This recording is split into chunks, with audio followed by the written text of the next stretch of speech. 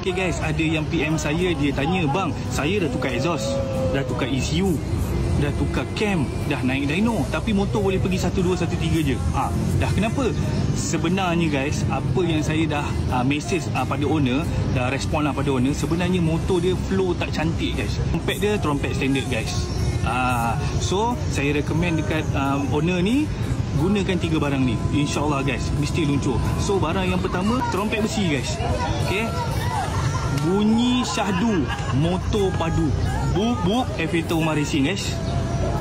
Kan, apa lagi, memang Aviator yang paling whoop lah orang kata. Barang yang ketiga guys, coil plug Umar Racing, mengawal motor api korang supaya lebih padu dan lebih luncur. Jangan risau guys, orang dah pakai lama dah, tak ada pun isu blok cair ke, piston pecah ke, and blok meleleh-leleh, tak ada guys. Sekiranya owner dah tukar 3 barang ni, okey, tak payah dyno dah, okey, terus luncur je.